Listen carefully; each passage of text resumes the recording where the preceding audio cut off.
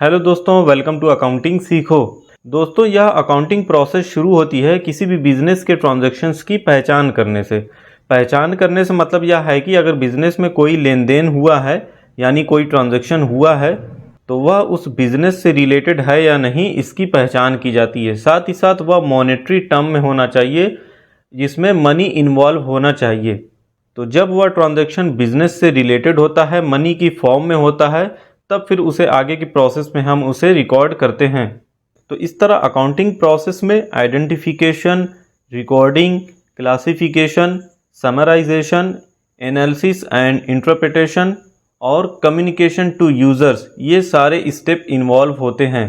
इन्हीं सारे स्टेप्स को हम एक एक करके उसे डिटेल में समझेंगे कि इसमें क्या क्या चीज़ें आती हैं, कौन कौन से अकाउंट्स प्रिपेयर किए जाते हैं, कौन कौन से स्टेटमेंट्स होते हैं, किस तरह से ट्रांजैक्शंस की रिकॉर्डिंग शुरू से लेकर एक लास्ट तक उसे कम्युनिकेट करने तक होती है।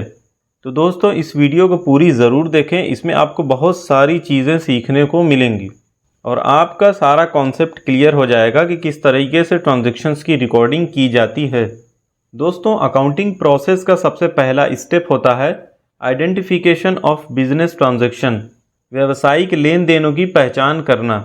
किसी भी बिजनेस में डेली बहुत सारे ट्रांजैक्शन होते हैं, बहुत सारे लेन देन होते हैं और उन सारे लेन देनों का रिकॉर्ड रखना बहुत ज़रूरी होता है। तभी एक बिज़नेस करने वाला पर्सन यह जान सकता है कि उसके बिज़नेस में कितनी परचेज़ हो रही है, कितनी सेल हो रही है, उससे उसकी इनकम कितनी हो रही है, उस बिज़नेस में उसके एक्सपेंसेस क्या क्या हैं, वो कितने हो रहे हैं और आगे चलकर उस बिज़नेस से प्रॉफिट भी होगा या फिर नहीं। यह सारी चीज़ें जानने के लिए सारे लेन देनों को रिकॉर्ड रखना बहुत ज़रूरी होता है। तभी उस बिज़नेस का ओनर उस बिज़नेस की सारी डिटेल्स को अच्छे से समझ पाएगा। तो इसीलिए फर्स्ट स्टेप में इन बिज़नेस ट्रांजैक्शन की पहचान की जाती है कि वह उस व्यवसाय से संबंधित है या नहीं। इन बिज़नेस ट्रांजैक्शन की पहचान करने के लिए सोर्स डॉक्यूमेंट कलेक्ट किए जाते हैं। ये डॉक्यूमेंट ही प्रूफ होते हैं कि कोई ट्रांजैक्शन हुआ है। इन सोर्स डॉक्यूमेंट के बारे में मैं एक डिटेल्ड वीडियो बना चुका हूँ, आप इसे अच्छे से समझने के लिए उस वीडियो को देख सकते हैं। तो जब ये सोर्स डॉक्यूमेंट कलेक्ट कर लिए जाते हैं तब इसके बाद हम वाउचर्स प्रिपेयर करते हैं, मींस प्रिपरेशन ऑफ वाउचर्स। अब ये वाउचर्स क्या होते हैं? ये वाउचर्स जो होते हैं यही मेन एविडेंस होते हैं जिनके बेसिस पर रिकॉर्डिंग स्टार्ट की जाती है।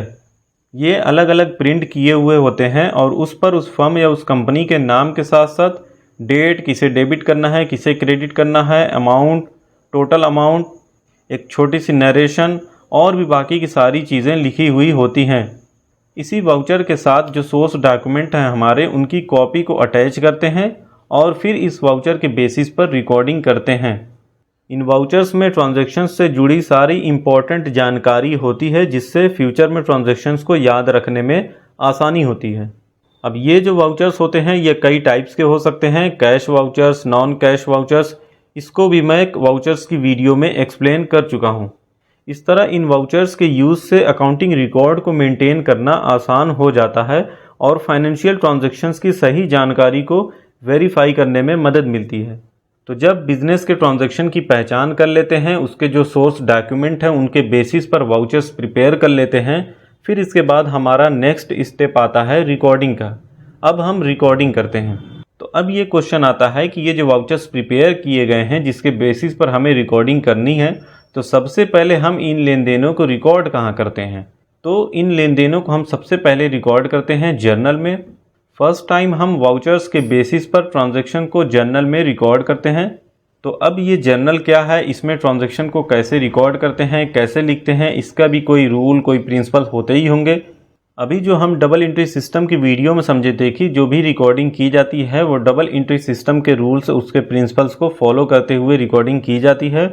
तो इसी डबल एंट्री सिस्टम के जो रूल्स हैं, जो प्रिंसिपल्स हैं, उन्हीं के अकॉर्डिंग हम इस जर्नल में जर्नल एंट्री करते हैं, जिसमें एक अकाउंट को हम डेबिट करते हैं और दूसरे को क्रेडिट। इसके साथ ही साथ हम कैश बुक और सब्सिडरी बुक्स भी मेंटेन करते हैं। कैश बुक एक ऐसा अकाउंटिंग रजिस्टर होता है जिसमें कैश ट्रांजैक्शन का रिकॉर्ड होता है। ये बिजनेस की डेली कैश फ्लो और आउटफ्लो को रिकॉर्ड करता है, ट्रैक करता है। तो इसमें कैश या बैंक से होने वाले ट्रांजैक्शंस रिकॉर्ड किए जाते हैं। और सब्सिडरी बुक्स में अलग अलग बुक्स बनाकर ट्रांजैक्शन की रिकॉर्डिंग की जाती है, जैसे purchase book, purchase return book, sales book, sales return book, bills receivable book, bills payable book, journal proper. इस तरह अलग अलग बुक्स बनाकर उसमें उसी सेम नेचर के ट्रांजैक्शंस की रिकॉर्डिंग करते हैं। अब दोस्तों, अकाउंटिंग प्रोसेस में आइडेंटिफिकेशन और रिकॉर्डिंग के बाद हमारा तीसरा स्टेप है क्लासिफिकेशन। जब हम ट्रांजैक्शन की पहचान कर लिए, उससे रिलेटेड वाउचर्स बना लिए और उसकी रिकॉर्डिंग कर लिए जर्नल में, तो अब इसके बाद हम क्लासिफिकेशन स्टेज में आते हैं। क्लासिफिकेशन का मतलब कैटेगराइज करना या अलग अलग बांटना। अब जो भी एंट्रीज रिकॉर्ड की गई हैं, चाहे वह जर्नल में रिकॉर्ड की गई हों या सब्सिडरी बुक्स में रिकॉर्ड की गई हों, इन्हें अलग अलग अकाउंट्स में ट्रांसफ़र किया जाता है, या यूँ कहें इसमें अलग अलग लेजर अकाउंट बनाए जाते हैं, यानी लेजर पोस्टिंग की जाती है। इसमें अलग अलग आइटम्स से रिलेटेड जितने भी ट्रांजैक्शंस होते हैं उनका एक हेड बनाकर उनको रिकॉर्ड किया जाता है।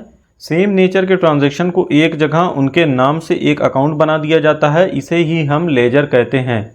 जो जर्नल एंट्री की गई है उससे लेजर में पोस्टिंग करने के बाद इसकी हम बैलेंसिंग करते हैं, मींस डेबिट या क्रेडिट का बैलेंस निकालते हैं।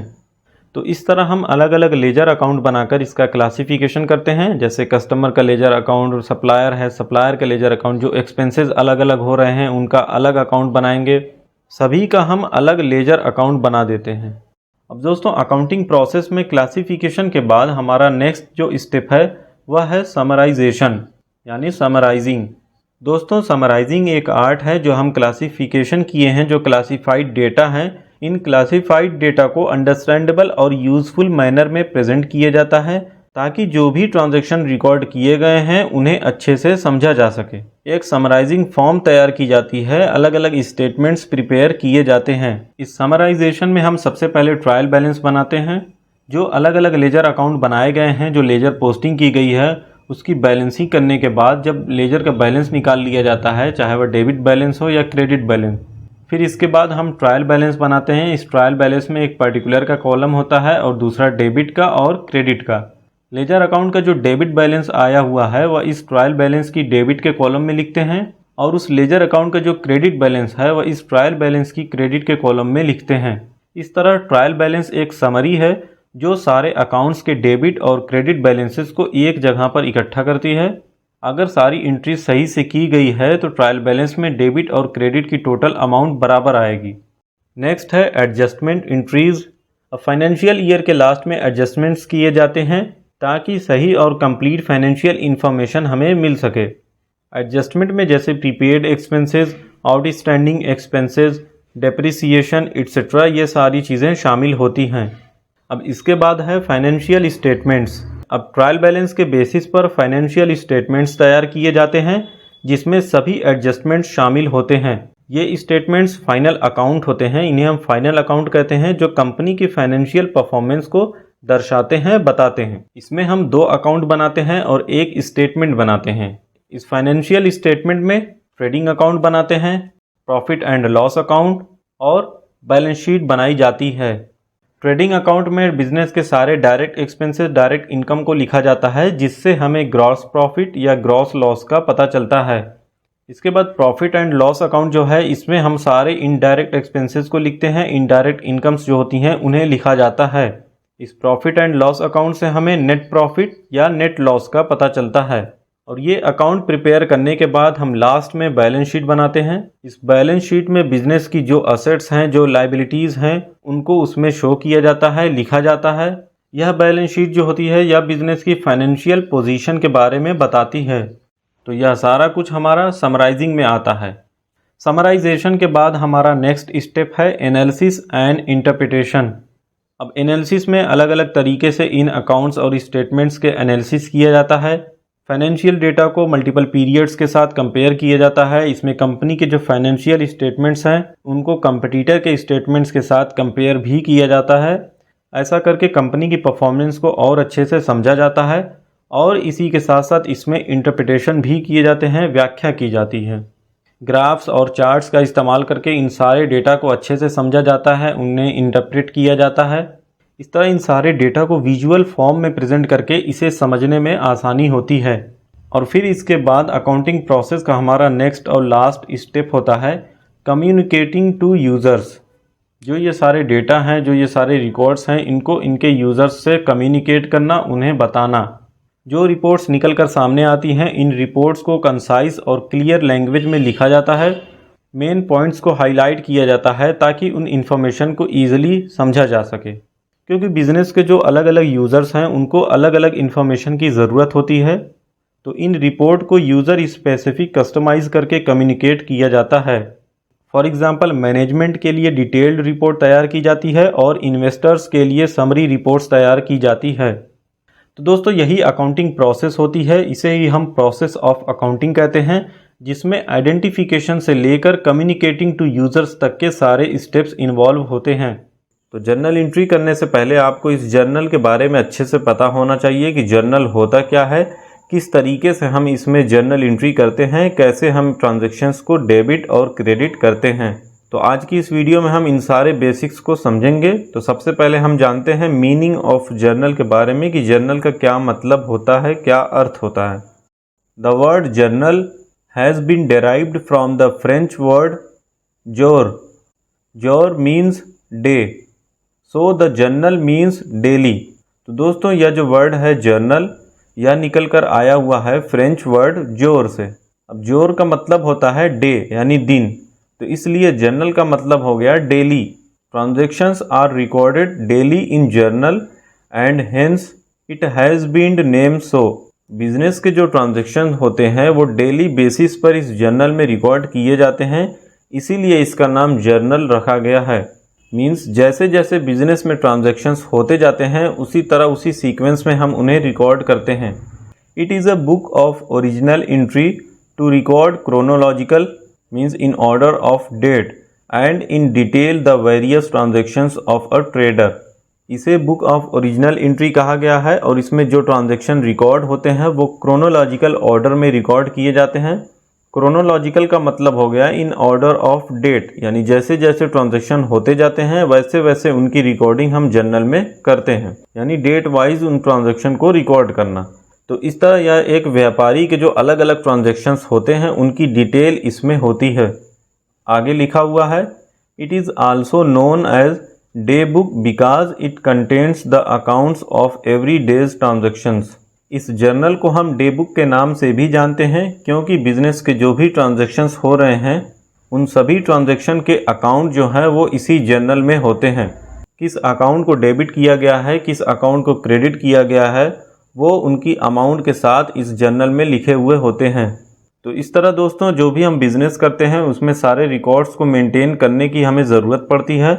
मतलब कि उस बिज़नेस में जो भी ट्रांजैक्शन या लेन देन हो रहे हैं उनको रिकॉर्ड करना या हमें नोट करना बहुत ज़रूरी होता है, ताकि हम यह जान सकें कि कोई सामान हम परचेज़ कर रहे हैं तो वो कितने का है, अगर कोई सेल कर रहे हैं तो वो कितने की सेल कर रहे हैं, किसी से उधार में परचेज़ किए हैं तो उसको कितने दिन में पैसा देना है, कोई सामान परचेज़ करने के लिए हम कहीं जा रहे हैं, ट्रैवलिंग के हमारे खर्चे हो रहे हैं, तो वो अलग अलग खर्चे कौन से हो रहे हैं। तो इन सारी चीज़ों को रिकॉर्ड हम इस जर्नल में पहले लिखते हैं, इसीलिए इसे हम बुक ऑफ ओरिजिनल एंट्री भी कहते हैं। मतलब ट्रांजैक्शन को सबसे पहले इसी बुक में क्रोनोलॉजिकल ऑर्डर में डेट वाइज रिकॉर्ड करते हैं। जैसे जैसे बिजनेस में ट्रांजैक्शन होते जाते हैं उसी सीक्वेंस में हम उन्हें रिकॉर्ड करते जाते हैं। तो अब ये हम रिकॉर्डिंग कैसे करते हैं, इसके भी कुछ रूल्स होते होंगे। तो हाँ, इस जर्नल एंट्री करने के कुछ रूल्स होते हैं जिसमें हम अकाउंट्स को उन रूल्स को फॉलो करते हुए ही डेबिट और क्रेडिट करते हैं। तो इसमें डबल एंट्री सिस्टम के रूल्स को फॉलो किया जाता है, जिसमें एक ट्रांजैक्शन के दो एस्पेक्ट होते हैं, जिसमें हम एक अकाउंट को डेबिट करते हैं और दूसरे अकाउंट को क्रेडिट। तो इसी के अकॉर्डिंग हम ट्रांजैक्शन को डेबिट और क्रेडिट करते हैं। तो इन रूल्स को मैं क्लासिफिकेशन ऑफ अकाउंट्स में बता चुका हूं, जिसमें हमारे पर्सनल, रियल और नॉमिनल अकाउंट्स आते हैं। इन्हीं रूल्स के बेसिस पर हम जर्नल एंट्री करते हैं। अब आगे इस जर्नल की हम एक छोटी सी डेफिनेशन देखते हैं। The book in which all the business transactions are entered systematically for the first time is known as journal। तो ऐसी बुक जिसमें बिजनेस के जो होने वाले ट्रांजैक्शन हैं, जो अलग अलग ट्रांजैक्शंस हो रहे हैं, उनको सबसे पहले एक सिस्टमैटिक तरीके से जहां पर लिखा जाता है, उसकी रिकॉर्डिंग की जाती है, उसे ही हम जर्नल कहते हैं। यानी कि इस जर्नल में हम अलग अलग ट्रांजैक्शन की जर्नल एंट्री करते हैं। तो इस तरह एक सिस्टमेटिक तरीके से डेट वाइज हम जर्नल में एंट्री करते हैं ताकि फिर आगे उसे लेजर में पोस्टिंग करने में आसानी हो। अब आइए आगे जानते हैं फंक्शंस ऑफ जर्नल के बारे में कि जर्नल के क्या क्या कार्य हैं, इसके क्या काम हैं। इसके कुछ पॉइंट्स यहाँ पर लिखे हुए हैं, जिसमें सबसे पहला है to keep a chronological record of all transaction. मतलब एक बिजनेस में होने वाले सभी ट्रांजैक्शन का क्रोनोलॉजिकल रिकॉर्ड रखना, यह जर्नल का एक काम है। क्रोनोलॉजिकल का मतलब अभी हम समझे हैं कि डेट वाइज एक सीक्वेंस में रिकॉर्डिंग करना, मतलब जैसे जैसे ट्रांजैक्शन होते जाते हैं वैसे वैसे उसकी हम रिकॉर्डिंग करते जाते हैं। आज की डेट में जो ट्रांजैक्शन होंगे तो उन्हें आज की डेट में लिखेंगे, कल की डेट में जो ट्रांजैक्शन होंगे तो उन्हें कल की डेट में, इसी तरह आगे के आने वाली डेट में जिस डेट में ट्रांजैक्शन हो रहे हैं उसी डेट में उसकी रिकॉर्डिंग की जाती है। इसका दूसरा पॉइंट है to analyse each transaction into debit and credit aspects by using double entry system of book keeping. सारे ट्रांजैक्शन को एनालाइज किया जाता है कि वो सही से डेबिट और क्रेडिट किए गए हैं या नहीं, और यह डेबिट और क्रेडिट हम किसके बेसिस पर करते हैं, यह हमारे बुक कीपिंग का जो डबल एंट्री सिस्टम होता है उसी डबल एंट्री सिस्टम के बेसिस पर हम ट्रांजैक्शन को डेबिट और क्रेडिट करते हैं। तो जिन अकाउंट को डेबिट और क्रेडिट किए हैं उनकी अमाउंट्स क्या है, उन सारी चीज़ों को चेक करना। नेक्स्ट है to provide a basis for posting into ledger. अब यह जो जर्नल है इसकी जब पोस्टिंग हम लेजर में करते हैं तो यह लेजर पोस्टिंग के लिए एक बेस प्रोवाइड करती है। इस जर्नल में हम अकाउंट को डेबिट और क्रेडिट करते हैं। यह जर्नल में जो जर्नल एंट्री की जाती है इससे लेजर पोस्टिंग करने में काफ़ी आसानी होती है। इसका नेक्स्ट और लास्ट फंक्शन है to maintain the identity of each transaction. मतलब हर एक ट्रांजैक्शन की, हर एक लेन देन की पहचान को मेंटेन करना, बनाए रखना। दोस्तों आइए अब आगे जानते हैं फॉर्मेट ऑफ जर्नल के बारे में कि जर्नल का फॉर्मेट कैसा होता है, किस तरीके से हम उसमें जर्नल एंट्री करते हैं, उसमें कौन कौन से कॉलम्स होते हैं। तो यहाँ ये जर्नल का फॉर्मेट बना हुआ है। इस जर्नल में हमारे 5 कॉलम्स होते हैं। इसमें हमारा पहला कॉलम होता है डेट का, दूसरा पर्टिकुलर्स, तीसरा कॉलम होता है LF यानी लेजर फोलियो, चौथा कॉलम होता है अमाउंट यानी डेबिट की अमाउंट का, और पांचवा अमाउंट का ही होता है, इसमें क्रेडिट की अमाउंट लिखते हैं। अब दोस्तों इसमें जो पहला कॉलम होता है डेट का, इसमें हम ट्रांजैक्शन की डेट लिखते हैं जिस डेट में ट्रांजैक्शन हो रहे हैं। तो सबसे पहले हम यहाँ पर ईयर मेंशन करते हैं, कौन सी ईयर में हम उसे बना रहे हैं, फिर उसके बाद मंथ, और फिर लेन देन की तारीख वहाँ पर लिखी जाती है। इस तरह डेट और मंथ एक क्रम में, एक सीक्वेंस में ठीक से लिखे जाने चाहिए। और दूसरा कॉलम है यह पर्टिकुलर्स का। यह कॉलम बहुत ही इम्पॉर्टेंट है। इसी कॉलम में हम ट्रांजैक्शन का विवरण देते हैं, लिखते हैं। तो जैसा कि हम जानते हैं कि हर एक लेन देन से 2 अकाउंट अफेक्ट होते हैं, प्रभावित होते हैं। तो जिसमें एक अकाउंट को हम डेबिट करते हैं और दूसरे अकाउंट को क्रेडिट। अब जर्नल का यह तीसरा कॉलम LF का होता है यानी लेजर फोलियो नंबर। यह कॉलम जो होता है यह बाकी के कॉलम से छोटा ही बनाया जाता है, क्योंकि इसमें बस हमें पेज नंबर ही लिखना होता है। इस जर्नल में जब ट्रांजैक्शन की सारी एंट्री कर लेते हैं तो इसके बाद इसकी पोस्टिंग लेजर में की जाती है। तो इस कॉलम में हम उस लेजर अकाउंट का पेज नंबर लिखते हैं जहां पर लेजर पोस्टिंग की गई है। इससे एक अकाउंट की हम कंप्लीट डिटेल या इन्फॉर्मेशन इसके लेजर अकाउंट से देख सकते हैं। तो जहां पर इस अकाउंट का हम लेजर बनाए हुए हैं वह किस पेज पर है, बस उसका पेज नंबर हम यहाँ LF के कॉलम में लिखते हैं। और जर्नल के ये दोनों जो अमाउंट के कॉलम है, यहाँ पर जिस अकाउंट को डेबिट किया गया है उसकी डेबिट के अमाउंट हम डेबिट के कॉलम में लिखते हैं, और जिस अकाउंट को क्रेडिट किया गया है उस क्रेडिट अमाउंट को हम इस क्रेडिट के कॉलम में लिखते हैं। यानी जर्नल एंट्री करते वक्त हमें यह ध्यान देना चाहिए कि डेबिट की जाने वाली जो अमाउंट है वह डेबिट के कॉलम में ही लिखी जाए, और जो एंट्री या जिस अकाउंट को क्रेडिट किए हैं उसकी अमाउंट इस क्रेडिट के कॉलम के सामने ही हो। इस तरह सारे ट्रांजैक्शन की जर्नल एंट्री करने के बाद इन दोनों कॉलम्स का टोटल किया जाता है, यानी डेबिट का और क्रेडिट का दोनों का टोटल किया जाता है, और यह टोटल इक्वल होना चाहिए। तो दोस्तों यही जर्नल का फॉर्मेट होता है। इसी तरीके से बनाकर हम इसमें जर्नल एंट्री करते हैं। तो दोस्तों जर्नल एंट्री करने से पहले हमारे कुछ इंपॉर्टेंट कंसिडरेशंस हैं, कुछ इंपॉर्टेंट पॉइंट्स हैं जिन्हें हमें ध्यान देना ज़रूरी है, उनके बारे में समझना हमें ज़रूरी है, तभी हम जर्नल एंट्री अच्छे से कर पाएंगे। तो इसको हम यहाँ पहले थोड़ा सा समझ लेते हैं। In the transactions relating to the purchase और sale of goods it has to be decided weather a transaction is for cash और for credit. Because the entry is passed accordingly. तो दोस्तों गुड्स की परचेज और cell से related जो transactions होते हैं, जो लेन देन होते हैं, तो उसमें हमें सबसे पहले तो यह ध्यान देना होता है कि वह जो लेन देन किए जा रहे हैं वह कैश में किए जा रहे हैं या क्रेडिट में। हमें इनके बारे में जानना बहुत ज़रूरी है, तभी हम अच्छे से एंट्री पास कर पाएंगे, क्योंकि जो भी एंट्री की जाएगी वो इन्हीं के अकॉर्डिंग की जाएगी, इन्हीं के बेस पर की जाएगी। तो आगे लिखा हुआ है following points should be considered for this. तो इसके लिए कुछ यहाँ नीचे पॉइंट्स दिए हुए हैं, उनको हमें ध्यान देना ज़रूरी है। तो दोस्तों अब जो ट्रांजैक्शन है वो कैश में है कि क्रेडिट में है, उनकी पहचान करने के लिए यहाँ पर कुछ पॉइंट्स दिए हुए हैं, उनको हम अच्छे से समझते हैं, तभी हम जान पाएंगे कि एक ट्रांजैक्शन कैश में है या क्रेडिट में है। तो यहाँ पर सबसे पहला पॉइंट है, if in the transaction relating to purchase और sale of goods the name of purchaser और seller is not given, it is considered as cash transaction. तो इसका मतलब यह है कि अगर कोई ऐसा ट्रांजैक्शन है जो गुड्स की परचेज और सेल से रिलेटेड है, मतलब जिसमें गुड्स या तो परचेज की गई है या सेल की गई है, और उस ट्रांजैक्शन में उस परचेज़र या सेलर का नाम नहीं दिया हुआ है, तो हम क्या करेंगे? तो जब गुड्स ऐसी परचेज की गई हो या सेल की गई हो और वहाँ पर परचेज़र या सेलर का कोई नाम नहीं दिया हो, तो ऐसे ट्रांजैक्शन को हम कैश ट्रांजैक्शन मानते हैं। मतलब वो ट्रांजैक्शन कैश में किया गया है, तुरंत उसका पेमेंट किया गया है।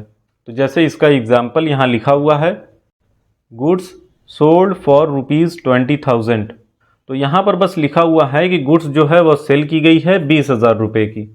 अब यहाँ आगे ना तो कैश लिखा हुआ है ना क्रेडिट लिखा हुआ है कि वह कैश में सेल की गई है या क्रेडिट में सेल की गई है। तो इसको हम कैसे पहचानेंगे? तो यह जो ट्रांजैक्शन है या गुड्स से रिलेटेड है, इसमें गुड्स को बेचा गया है, सेल किया गया है, और यहाँ पर परचेज़र या फिर सेलर का कोई नाम नहीं दिया हुआ है।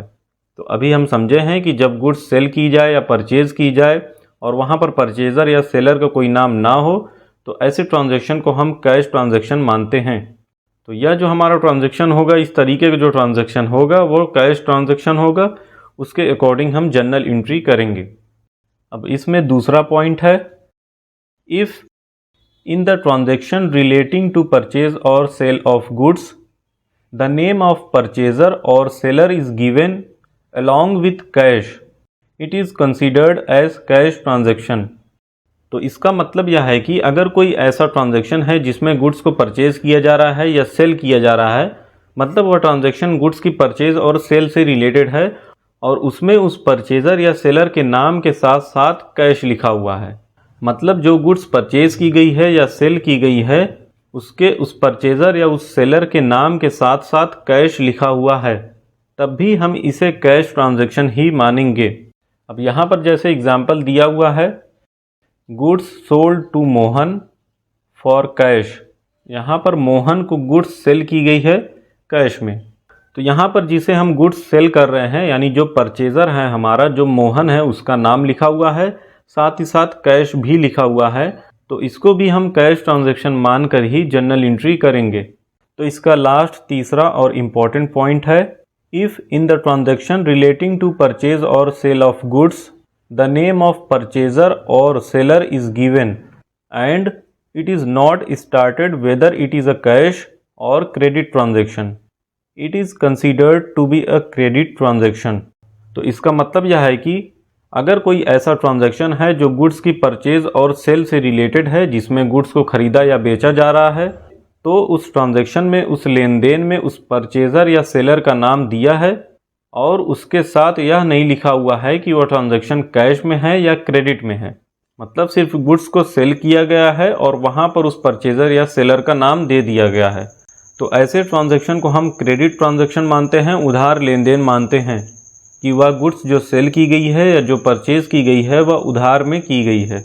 जैसे यहाँ एग्जाम्पल दिया हुआ है, goods sold to Ramesh. Ramesh को गुड्स सेल की गई है और आगे लिखा हुआ नहीं है कि फॉर कैश में है, फॉर क्रेडिट में है। तो जब कुछ लिखा हुआ नहीं होता है और बस परचेज़र और सेलर का नाम लिखा होता है, तो ऐसे लेन देन को हम क्रेडिट ट्रांजैक्शन मानते हैं, उधार के लेन देन मानते हैं। इसका मतलब यह हुआ कि यह रमेश को जो गुड्स सेल की गई है वह उधार में की गई है। तो इस तरह दोस्तों हमें इन ट्रांजैक्शन की इस तरह पहचान करना बहुत ज़रूरी है कि वह ट्रांजैक्शन कैश में है या क्रेडिट में है, क्योंकि तभी उसी के बेसिस पर हम जर्नल एंट्री ठीक तरीके से कर पाएंगे। तो इसमें हम पर्सनल अकाउंट्स, रियल अकाउंट्स और नॉमिनल अकाउंट्स क्या होते हैं, इनके रूल्स क्या होते हैं, इनके बारे में समझेंगे और इन्हीं रूल्स के बेसिस पर हम कुछ जर्नल एंट्री भी करेंगे। तो इस तरह आपको जर्नल का एक कॉन्सेप्ट क्लियर हो जाएगा। तो दोस्तों, हमारे जो गोल्डन रूल्स ऑफ अकाउंट्स होते हैं, पर्सनल अकाउंट, रियल अकाउंट और नॉमिनल अकाउंट, तो उसमें सबसे पहले हम पर्सनल अकाउंट्स के बारे में जानते हैं कि पर्सनल अकाउंट का क्या रूल होता है, किस तरीके से हम इसके बेसिस पर जर्नल एंट्री करते हैं। तो इस पर्सनल अकाउंट का रूल यहाँ पर लिखा हुआ है, debit the receiver and credit the giver, यानी पाने वाले को डेबिट करें और देने वाले को क्रेडिट।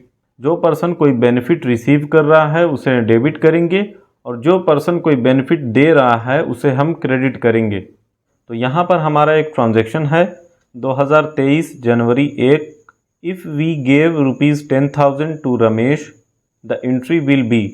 तो दोस्तों, यह एक ट्रांजैक्शन है कि रमेश को हम 10,000 रुपये दिए हैं।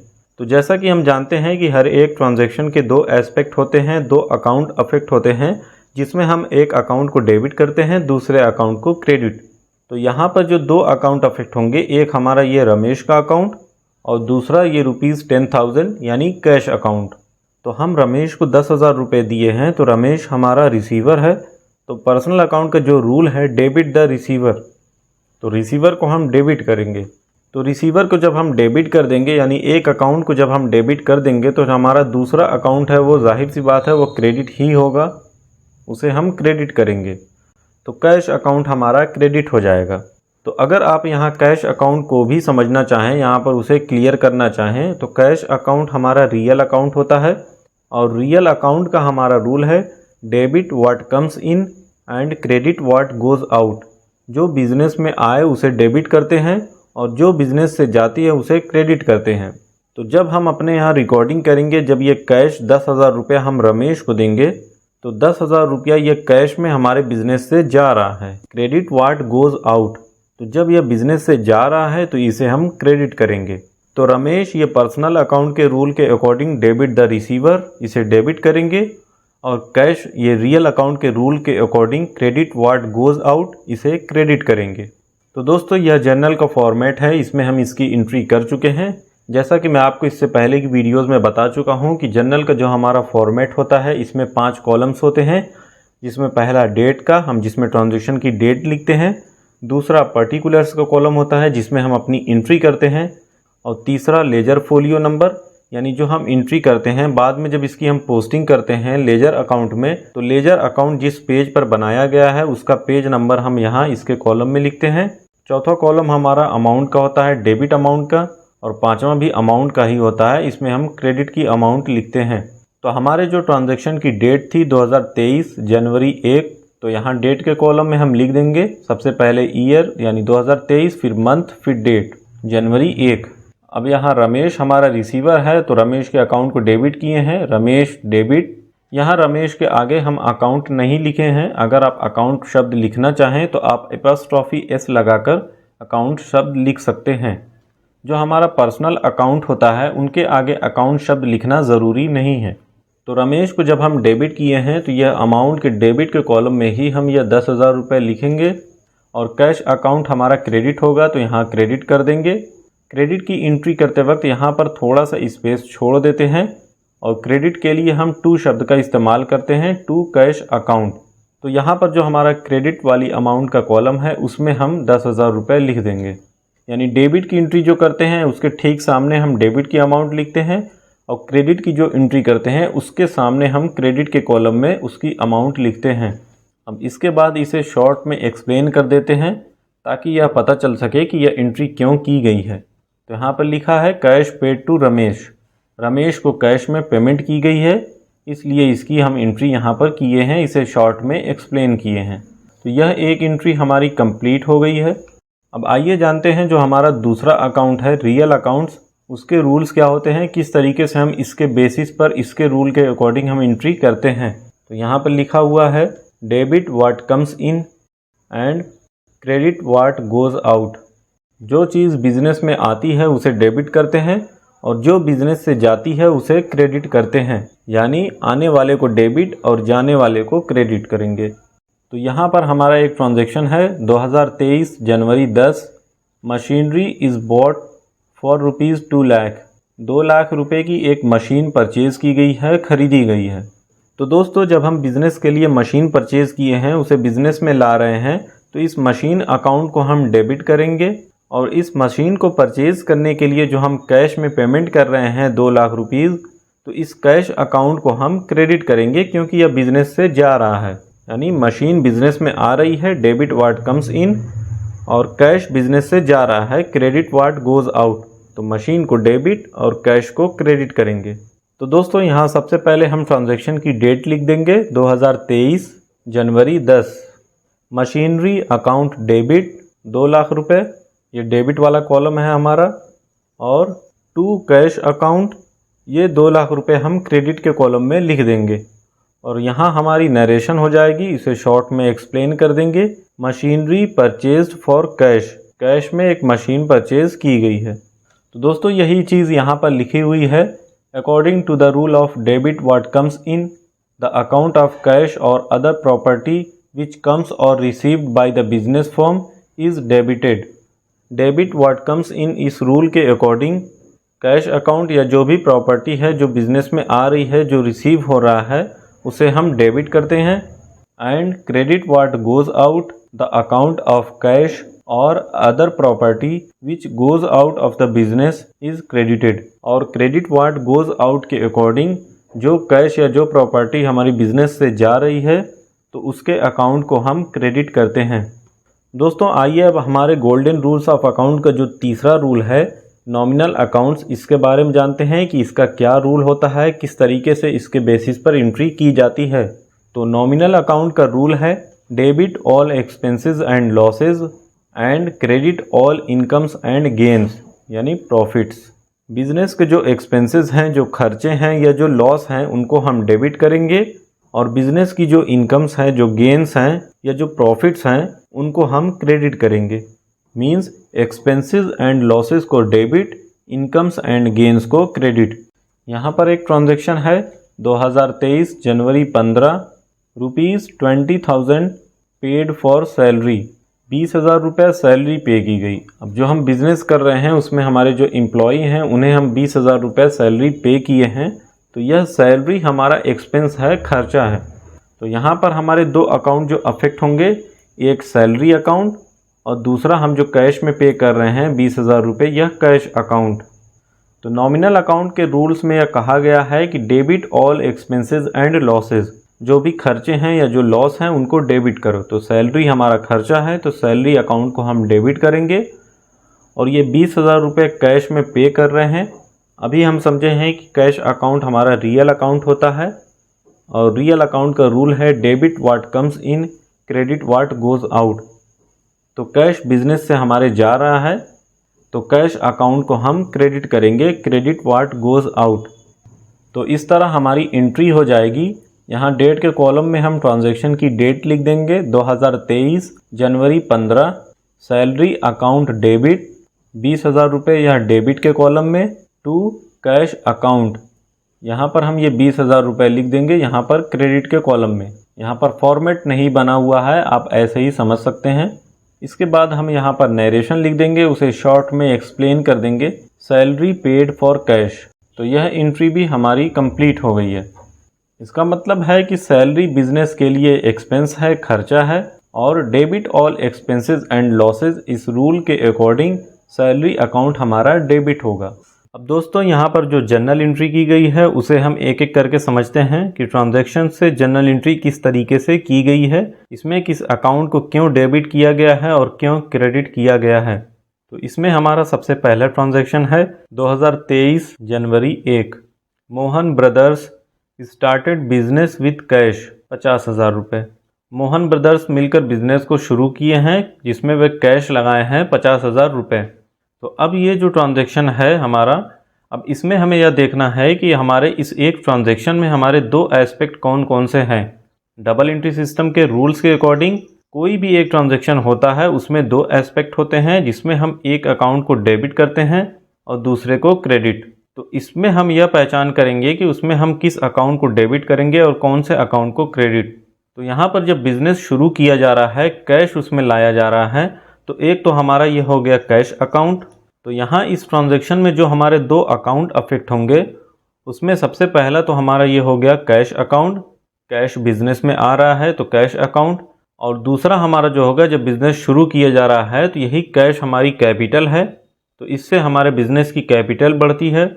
तो एक दूसरा अकाउंट जो हमारा अफेक्ट होगा वो है कैपिटल अकाउंट। दो अकाउंट हमारे हो गए, एक कैश अकाउंट और दूसरा कैपिटल अकाउंट। अब कैश अकाउंट यह रियल अकाउंट होता है। रियल अकाउंट का रूल है debit what comes in and credit what goes out. मतलब जो चीज़ बिजनेस में आती है उसे हम डेबिट करते हैं और जो बिजनेस से जाती है उसे हम क्रेडिट करते हैं। तो कैश या बिजनेस में आ रहा है तो कैश अकाउंट को हम डेबिट करेंगे।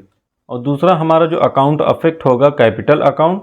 तो कैपिटल के बारे में जान लीजिए कि बिजनेस की कैपिटल जब इंक्रीज़ होती है, बढ़ती है, तो इस कैपिटल को हम क्रेडिट करते हैं। तो इस तरह कैपिटल अकाउंट को हम क्रेडिट करेंगे। तो आइए जर्नल एंट्री को समझते हैं। तो जो हम जर्नल बनाते हैं, जो जर्नल एंट्री करते हैं, तो उसमें सबसे ऊपर हम उस बिज़नेस या उस ओनर का नाम लिखते हैं जिसका अकाउंट्स हम बना रहे हैं। जैसे जर्नल ऑफ मोहन ब्रदर्स, यहाँ मोहन ब्रदर्स का यह जर्नल है, इसमें मोहन ब्रदर्स के जितने भी लेन देन होंगे उनकी एंट्री हम यहाँ करेंगे। तो दोस्तों यह जो हमारा फॉर्मेट होता है इसको हम जर्नल कहते हैं। और एक एक ट्रांजैक्शन जो बिज़नेस के हो रहे हैं, उन एक एक ट्रांजैक्शन को हम यहाँ पर जब रिकॉर्ड कर रहे हैं, जो हम एंट्री यहाँ पर 1 बाय 1 करते जा रहे हैं, तो इस एंट्री को हम जर्नल एंट्री कहते हैं। तो हमारा जो पहला लेन देन है 2023 जनवरी 1 का, तो वहाँ डेट के कॉलम में हम उसकी डेट यहाँ लिख दिए हैं 2023 जनवरी 1। सबसे पहले हम ईयर लिखते हैं, फिर मंथ और फिर डेट या डेट। इस पर्टिकुलर्स के कॉलम में हम अपनी एंट्री करते हैं। तो यहाँ एंट्री कर देंगे कैश अकाउंट डेबिट 50,000 रुपये या डेबिट के कॉलम में। और हमारा कैपिटल अकाउंट क्रेडिट होगा, तो कैपिटल अकाउंट को क्रेडिट कर देंगे टू कैपिटल अकाउंट, यहाँ 50,000 ये क्रेडिट के कॉलम में लिख देंगे। और इसके बाद इसकी नरेशन लिख देंगे cash brought into the business. दोस्तों हमारा दूसरा ट्रांजैक्शन है जनवरी 2 को, purchase goods for cash. Goods purchase की गई है कैश में, कितने की? 20,000 रुपये की। तो दोस्तों जो भी ट्रांजैक्शन होता है, जो लेन देन किया गया है, उस लेन देन में हम अपने सबसे पहले दो अकाउंट को देखते हैं कि वो हमारे दो अकाउंट कौन कौन से अफेक्ट हो रहे हैं। कि जो ट्रांजैक्शन गुड्स की परचेज या सेल से रिलेटेड होता है और उसमें उस परचेज़र या सेलर का नाम ना दिया हो, तो उसे हम कैश ट्रांजैक्शन मानते हैं। अगर यहाँ पर कैश लिखा नहीं होता तो भी हम इसे कैश ट्रांजैक्शन मानते, पर यहाँ लिखा हुआ है परचेज गुड्स फॉर कैश, तो यहाँ पर यह कंफर्म हो गया है कि यह कैश में किया गया है या लेन देन कैश का है। तो अब यहाँ पर हमारे जो दो अकाउंट अफेक्ट होंगे, उसमें एक पहला होगा परचेजेज अकाउंट, जो गुड्स परचेज की गई है, और दूसरा होगा कैश अकाउंट, गुड्स को परचेज करते वक्त जो कैश का पेमेंट किया गया है। यह परचेजेज अकाउंट या हमारा नॉमिनल अकाउंट होता है। और नॉमिनल अकाउंट का रूल होता है debit all expenses and losses, credit all incomes and gains. तो परचेजेस को हम एज ए एक्सपेंस मानते हैं, इसलिए इसे हम डेबिट करते हैं। तो यहाँ परचेज अकाउंट को हम डेबिट करेंगे। और ये जो कैश है, कैश अकाउंट हमारा रियल अकाउंट होता है। रियल अकाउंट का रूल है debit what comes in and credit what goes out. जब कैश या कोई चीज़ बिजनेस में आती है तो उसे डेबिट करते हैं, और जब कैश या कोई और चीज़ बिजनेस से जाती है तो उसे क्रेडिट करते हैं। तो जब गुड्स को परचेज कर रहे हैं तो यहाँ पर कैश हमारा बिजनेस से जा रहा है, तो इसलिए कैश अकाउंट को हम क्रेडिट करेंगे। तो यहाँ हमारी एंट्री है, डेट के कॉलम में हम ट्रांजैक्शन की डेट लिख देंगे जनवरी 2। एंट्री हो जाएगी परचेजेज अकाउंट डेबिट 20,000 रुपये डेबिट के कॉलम में, और कैश अकाउंट हमारा क्रेडिट होगा, तो टू कैश अकाउंट या हमारा 20,000 रुपये क्रेडिट के कॉलम में हो जाएगा। इसकी नरेशन हो जाएगी goods purchase for cash, cash में गुड्स परचेज की गई। तो इस तरह दोस्तों एंट्री करने के बाद हम उसे शॉर्ट में एक्सप्लेन कर देते हैं कि वो ट्रांजैक्शन कैसा है, तो इसे ही हम नरेशन कहते हैं। इसके बाद एक लाइन के थ्रू इसे क्लोज कर देते हैं, फिर आगे की एंट्री करते हैं। दोस्तों यहाँ एक बात का ध्यान रखें कि जब भी हम गुड्स को परचेज करते हैं तो परचेजेज अकाउंट हमेशा हमारा डेबिट होता है। कैश में अगर परचेज करते हैं तो कैश अकाउंट को क्रेडिट करते हैं, या उधार में परचेज करते हैं तो उस पर्सन का या उस सप्लायर का हम उस नाम लिखते हैं जिससे हम वह गुड्स परचेज कर रहे हैं। तो इससे आप एंट्री समझने में और आसानी होगी। और जब भी हम गुड्स को सेल करते हैं तो जो सेल्स अकाउंट होता है हमारा वो हमेशा क्रेडिट होता है। तो जब भी गुड्स की परचेज और सेल से रिलेटेड कोई ट्रांजैक्शन आए जिसमें सिर्फ गुड्स परचेज कर रहे हैं या सेल कर रहे हैं तो परचेजेज अकाउंट हमेशा डेबिट होगा, सेल्स अकाउंट हमेशा क्रेडिट होगा। पर ध्यान रहे कि जब भी बिजनेस की कोई असेट्स परचेज करेंगे जैसे फर्नीचर, मशीन, मोटर व्हीकल, तो उसके लिए हम परचेजेज अकाउंट का यूज़ नहीं करेंगे, वहाँ पर उस असेट्स का नाम लिखेंगे, उस असेट्स को डेबिट करेंगे। हमारा तीसरा ट्रांजैक्शन है जनवरी 3 को परचेज्ड गुड्स फ्रॉम सुभाष 12,000 रुपये। अब गुड्स परचेज की गई है किससे? यहाँ पर सुभाष का नाम लिखा हुआ है, सुभाष से। तो अब यहाँ दोस्तों हमें यह गेस करना है कि यह ट्रांजैक्शन हमारा कैश में है या क्रेडिट में है। तो सबसे पहले हम यह चेक करेंगे कि जो भी ट्रांजैक्शन है वह गुड्स से रिलेटेड है कि नहीं, मतलब उसमें या गुड्स खरीदी गई है या बेची गई है। तो इसमें गुड्स खरीदी जा रही है। तो अब इसमें जो हम गुड्स परचेज कर रहे हैं इसमें हमारे सेलर का नाम दिया हुआ है सुभाष, इससे हम गुड्स को परचेज कर रहे हैं। तो जब परचेज़र या सेलर का नाम दिया हुआ होता है तो वह ट्रांजैक्शन हमारा क्रेडिट का ट्रांजैक्शन होता है, उधार का होता है। अगर यहाँ पर इसके आगे कैश लिखा हुआ होता, सुभाष के आगे कैश लिखा हुआ होता, तो इसे हम कैश ट्रांजैक्शन मानते। पर यहाँ पर कुछ लिखा नहीं है, सिर्फ उस पर्सन का नाम लिखा हुआ है, उस सप्लायर का नाम लिखा हुआ है जिससे हम गुड्स परचेज कर रहे हैं। तो यह हमारा ट्रांजैक्शन क्रेडिट का ट्रांजैक्शन है। तो इसमें जो दो अकाउंट अफेक्ट होंगे, एक परचेजेज अकाउंट और दूसरा ये सुभाष का अकाउंट। तो गुड्स परचेज कर रहे हैं इसलिए परचेजेज अकाउंट को हम डेबिट करेंगे। और किससे परचेज कर रहे हैं? सुभाष से। या सुभाष यह पर्सनल अकाउंट है। पर्सनल अकाउंट का रूल है debit the receiver, credit the giver. पाने वाले को डेबिट करें और देने वाले को क्रेडिट। तो यहाँ पर सुभाष गिवर है, क्रेडिट द गिवर, तो इसे हम सुभाष के अकाउंट को हम क्रेडिट करेंगे। तो इस तरह जब गुड्स को कैश में परचेज करते हैं तो कैश अकाउंट को क्रेडिट करते हैं, और जब उधार में परचेज करते हैं तो उस पार्टी का नाम लिख देते हैं, उसके अकाउंट को हम क्रेडिट कर देते हैं। तो यहाँ जनवरी 3 को एंट्री की गई है परचेजेज अकाउंट डेबिट 12,000 रुपये टू सुभाष 12,000 रुपये, यह क्रेडिट के कॉलम में लिख दिए गए हैं। अब इसे शॉर्ट में एक्सप्लेन कर दिया गया है, नरेशन लिख दी गई है। Goods purchased from Subhash on credit, जो गुड्स है वह सुभाष से उधार में परचेज की गई है। अगला ट्रांजैक्शन है हमारा जनवरी 4 को परचेज्ड फर्नीचर फॉर कैश 6,000 रुपये। अब बिजनेस के लिए फर्नीचर परचेज किए गए हैं कैश में। तो यह फर्नीचर जो परचेज किया गया है यह बिजनेस की असेट्स है, जो बिजनेस के यूज़ के लिए ख़रीदा गया है, ना कि बेचने के लिए। तो यहाँ पर हमारा जो दो अकाउंट अफेक्ट होगा वह एक हमारा होगा यह फर्नीचर अकाउंट और दूसरा कैश अकाउंट। यहाँ पर हम परचेज अकाउंट को नहीं लिखेंगे क्योंकि परचेज अकाउंट सिर्फ गुड्स को परचेज करने के लिए यूज़ करते हैं। ये असेट्स परचेज कर रहे हैं इसलिए हम उस असेट्स का नाम लिखेंगे, इस असेट्स को हम डेबिट करेंगे। तो जो भी हमारी असेट्स होती हैं furniture, machinery, building, vehicle, computer, ये सब रियल अकाउंट्स होते हैं।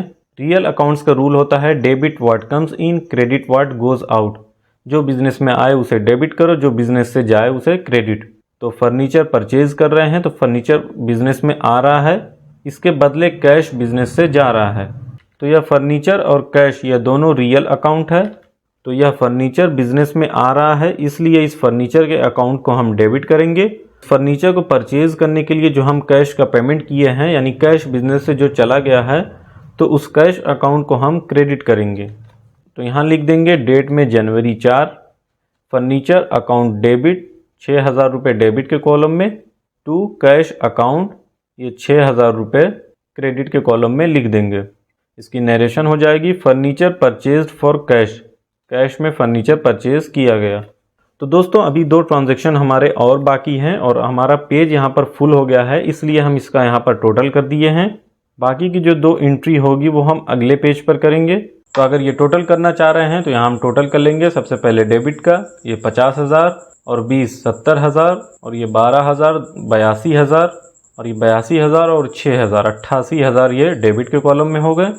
इसी तरीके से हम यहाँ पर क्रेडिट के कॉलम का टोटल कर लेंगे। 50,000 और ये 20,000 टोटल 70,000 हो गए। 70,000 और ये 12,000 मिलकर 82,000, 82,000 और ये 6,000 88,000। तो ये 88,000 हमारे क्रेडिट के कॉलम में लिख दिए गए हैं। तो जनरल के दोनों साइड का ये टोटल डेबिट और क्रेडिट के कॉलम का टोटल हमारा सेम होना चाहिए, बराबर होना चाहिए। तो जब इसकी एंट्री हम नेक्स्ट पेज पर करते हैं, अगले पेज पर जब इसे लिखते हैं, तो यहाँ पर नीचे CF लिख देते हैं, या इसे फुल फॉर्म भी लिख सकते हैं, कैरी फॉरवर्ड। अब यही सेम अमाउंट हम दूसरे पेज पर पहले लिख देंगे, फिर उसके बाद से हम एंट्री करेंगे। तो हमारा अगला ट्रांजैक्शन है जनवरी 10 को, पेड कैश टू सुभाष 8,000 रुपये। अब ये जो हमारा सप्लायर था सुभाष, जिससे हम 12,000 रुपये की गुड्स खरीदे थे, अब इसका पेमेंट हम कर रहे हैं, 8,000 इसे पे कर दिए हैं। तो यहाँ पर हमारे जो दो अकाउंट अफेक्ट होंगे, एक पहला कैश अकाउंट और दूसरा सुभाष अकाउंट। तो सुभाष को हम कैश में पेमेंट कर रहे हैं, तो ये सुभाष हमारा पर्सनल अकाउंट है। तो जैसा कि हम जानते हैं कि सुभाष या पर्सन है, यह हमारा पर्सनल अकाउंट है। पर्सनल अकाउंट का रूल है debit the receiver credit the giver, पाने वाले को डेबिट करें और देने वाले को क्रेडिट। तो सुभाष रिसीवर है जिसे हम कैश में पे कर रहे हैं, तो सुभाष रिसीव कर रहा है, तो सुभाष के अकाउंट को हम डेबिट करेंगे, सुभाष को डेबिट करेंगे। और कैश हम पे कर रहे हैं, कैश रियल अकाउंट है। रियल अकाउंट का रूल है debit what comes in credit what goes out, जो बिजनेस में आए उसे डेबिट करते हैं, जो बिजनेस से जाती है उसे क्रेडिट करते हैं। तो सुभाष का जो पेमेंट कर रहे हैं, तो कैश बिजनेस से जा रहा है, तो कैश के अकाउंट को हम क्रेडिट करेंगे। तो आइए इसकी जर्नल एंट्री देखते हैं। तो सबसे पहले हम पिछले पेज के जो हमारा बैलेंस था उसको हम ब्रॉड फॉरवर्ड कर लेंगे, यहाँ पर लिख लेंगे, इसे शॉर्ट में हम BF लिखते हैं, या फुल फॉर्म भी आप लिख सकते हैं, ब्रॉड फॉरवर्ड। यह बैलेंस था हमारा 88,000 यह डेबिट में और 88,000 यह क्रेडिट के कॉलम में। अब इसके आगे से हम अपनी जर्नल एंट्री करेंगे। तो हमारे ट्रांजैक्शन की डेट थी जनवरी 10, यह डेट के कॉलम में लिख दिए। सुभाष को हम पे कर रहे हैं 8,000 रुपये, तो सुभाष हमारा रिसीवर है, तो सुभाष को डेबिट, ये 8,000 रुपये डेबिट के कॉलम में। कैश बिजनेस से जा रहा है, तो टू कैश अकाउंट, ये 8,000 रुपये ये क्रेडिट के कॉलम में लिख देंगे। अब इसे शॉर्ट में एक्सप्लेन कर देंगे, इसकी नरेशन लिख देंगे, कैश पेड टू सुभाष, एक लाइन के थ्रू इसे क्लोज कर देंगे। अब आगे हमारा नेक्स्ट और लास्ट ट्रांजैक्शन है जनवरी 25 को, पेड रेंट, रेंट पे किए, कितने का, 5,000 रुपये का। तो ये रेंट हमारा नॉमिनल अकाउंट है, या हमारा एक्सपेंस है, खर्चा है। तो जब भी एक्सपेंस को हम पे करते हैं तो वह कैश में ही करते हैं। तो यहाँ पर जो दो अकाउंट अफेक्ट होंगे, एक रेंट अकाउंट और दूसरा कैश अकाउंट। तो रेंट यह नॉमिनल अकाउंट है, और नॉमिनल अकाउंट का रूल है debit all expenses and losses, credit all incomes and gains. तो रेंट ये बिजनेस का एक्सपेंस है, खर्चा है, तो इसे डेबिट करेंगे। तो हमारी एंट्री हो जाएगी सबसे पहले डेट के कॉलम में, ट्रांजैक्शन की डेट जनवरी 25, रेंट अकाउंट डेबिट 5,000 रुपये या डेबिट के कॉलम में। और ये रेंट कैश के थ्रू पे कर रहे हैं, कैश बिजनेस से जा रहा है, तो कैश अकाउंट क्रेडिट होगा, टू कैश अकाउंट 5,000 रुपये या क्रेडिट के कॉलम में। इसकी नरेशन हो जाएगी रेंट पेड, यहाँ पर लाइन क्लोज कर देंगे। तो दोस्तों जो हम पेमेंट करते हैं, चाहे वह सप्लायर को पे कर रहे हैं या अपने एक्सपेंसेस को पे कर रहे हैं, जैसे रेंट, सैलरी एट्सेट्रा, इनका पेमेंट हम बैंक के थ्रू भी कर सकते हैं। तो जब बैंक के थ्रू कोई पेमेंट करते हैं तो कैश की जगह हम बैंक लिख देंगे, यानी बैंक अकाउंट को क्रेडिट कर देंगे। तो जनरल एंट्री हमारी कंप्लीट हो गई है। अब इसका टोटल कर लेंगे। तो सबसे पहले डेबिट का टोटल करते हैं। तो ये 88,000 और 8,000, ये 96,000 हो गए। और 96,000 में जब 5,000 जोड़ देंगे तो 1,01,000 हो जाएंगे। तो यहाँ डेबिट में हम 1,01,000 रुपये लिख दिए हैं।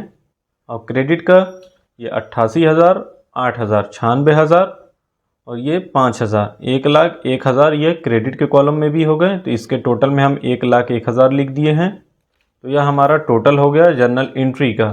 तो इस तरह दोस्तों जनरल एंट्री करने के बाद डेबिट और क्रेडिट दोनों साइड का हम टोटल करते हैं, क्योंकि हो सकता है हम डेबिट में कोई और अमाउंट लिख दें और क्रेडिट में हम कोई और अमाउंट लिख दें, तो हम टोटल करने से हमें वो गलती पता चल जाएगी।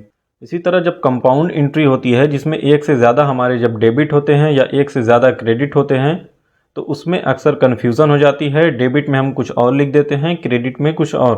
तो टोटल करने से हमें उन गलतियों का पता चल जाता है। तो दोस्तों ये जो ट्रांजैक्शन से हम जर्नल एंट्री कर दिए हैं, अब यह जर्नल एंट्री करने के बाद, इनका टोटल करने के बाद अब लेजर अकाउंट बनाते हैं। इसकी पोस्टिंग हम लेजर अकाउंट में करते हैं, यानी जो सेम नेचर के ट्रांजैक्शंस होते हैं उनका हम अलग लेजर अकाउंट बनाते हैं और फिर वहाँ पर उसकी बैलेंसिंग करते हैं।